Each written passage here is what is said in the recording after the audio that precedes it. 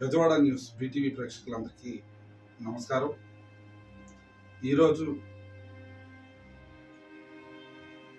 ఈనాడు సంస్థల చైర్మన్ వ్యవస్థాపకులు చెరుకూరి రామోజీరావు గారు అస్తమయం చేశారు. ఈ విషయాన్ని మీతో చెప్పడానికి కూడా నాకు చాలా బాధాకరంగా ఉంది. ఎందుకంటే నేను మీకు పరిచయం అయిందే ఈనాడు వెంకట గారు. దాదాపు 18 సంవత్సరాలు ఆ సంస్థతో నాకు అనుబంధం ఉంది. ఆ సంస్థలో నీతి, నిజాయితీ, ఒక కమిట్మెంట్, ఒక క్రమశిక్షణ, ఇలాంటి అనేక విషయాల్ని నేను తెలుసుకోవడానికి కారణం చెరుకూరి రామోజీరావు గారు. ఆయన్ని నేను ఈనాడు సంస్థల్లో 18 సంవత్సరాలు పనిచేసిన టైంలో నేను ఆయన చూసింది కేవలం 4 సార్లు మాత్రమే. ఎందుకంటే ఆయన అన్ని విషయాల్లో అలా కలుగు చేసుకునే వ్యక్తి కాదు. అక్కడ పనిచేయడమే ఒక వరం, అక్కడ పనిచేయడమే ఒక అదృష్టంగా ప్రతి ఒక్కరూ భావిస్తారు. అక్కడ చేసే ప్రతి వ్యక్తి కూడా, ఈనాడులో పనిచేసే ప్రతి ఒక్కరు కూడా ఒక క్రమశిక్షణ, ఒక భయం, ఒక నీతి, ఒక నిజాయితీతో పనిచేయడం నేను నా కళ్ళారా నేను చూశాను. ఆ సంస్థ నుంచి బయటకు వచ్చే 5 సంవత్సరాలైనా కూడా మరి ఆయన నేర్పించిన, ఆయన చూపించిన దారి, ఆయన నేర్పించిన విద్యను 10 మందికి పంచుతూ ముందుకు వెళ్తున్నాను. ఈరోజు మరి ఈ బెజవాడ న్యూస్ బీటీవీ ఛానల్కి ఇంతమంది సబ్స్క్రైబర్లు వచ్చారు అంటే దానికి కారణం కూడా ఒక విధంగా నా వెనుకున్న ఏదైతే నేను నేర్చుకున్న జర్నలిజం కావచ్చు. అటువంటి వ్యక్తి ఈరోజు తెల్లవారుజామున మృతి చెందారని తెలియంగానే ఎంతో బాధ వేసింది, నన్ను కలిసివేసింది. ఎందుకంటే 18 సంవత్సరాలు ఆయన ఆ సంస్థతో ప్రయాణం చేసిన వ్యక్తిని నేను. అటువంటి వ్యక్తి ఆయన మృతి చెందడంగానే చాలా బాధ వేసింది. నిజంగా ఆయనకి నేను చేతులు ఎత్తి మొక్కుతున్నాను. ఎందుకంటే ఈరోజు నేను ఈ స్టేజ్లో ఉండడానికి ఆయనే కారణం. నిజంగా ఆయన లేకపోతే నేను లేను. నాకు ఊహ తెలిసిన కాడి నుంచి కూడా నేను ఆయనతోనే ప్రయాణం చేశాను, ఆయన సంస్థలోనే పనిచేశాను. నిజంగా అటువంటి వ్యక్తి లేకపోవడం నిజంగా చాలా బాధాకరం అని చెప్పుకోవచ్చు. నాకు సంస్థలో వ్యక్తులు ఎలా ఉన్నా నాకు అనవసరం, కానీ ఆ సంస్థ చైర్మన్ మాత్రం రామోజీరావు గారు నిజంగా చాలా క్రమశిక్షణ కలిగిన వ్యక్తి. ఆయనతో పనిచేయడం ఎవరికైనా చాలా ఆనందంగా ఉంటుంది. పని చేసేవారికి మాత్రమే ఆయన ఆనందాన్ని ఇవ్వగలరు. అటువంటి వ్యక్తి ఇక లేరని తెలియగానే చాలా బాధ వేసింది. ఎంతో మంది బుల్లితెరకి పరిచయం చేసిన వ్యక్తి, ఎంతో మందిని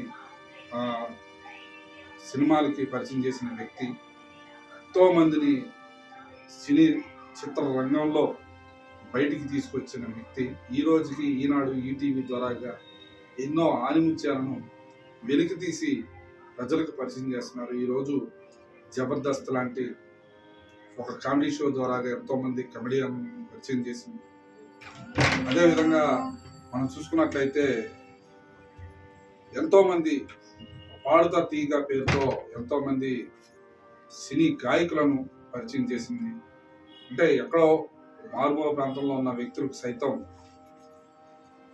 అందించడం, వారికి అంటే మట్టిలో మాణిక్యాలను వెలికి తీసే క్రమంలో భాగంగా ఇలా ప్రతి విషయంలోనూ ఆయన చూపిస్తున్న దారి నిజంగా ఎంతో మందికి స్ఫూర్తిదాయకం అని చెప్పుకోవచ్చు.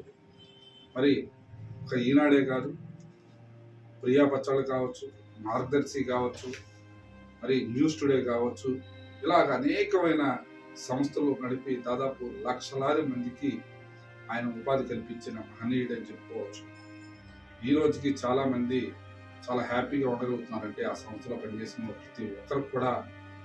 మరి ఈరోజు ఎంతో మందికి, లక్షలాది మందికి, లక్షలాది కుటుంబాలకి జీవనాధారంగా నిలిచిన వ్యక్తి ఆయన.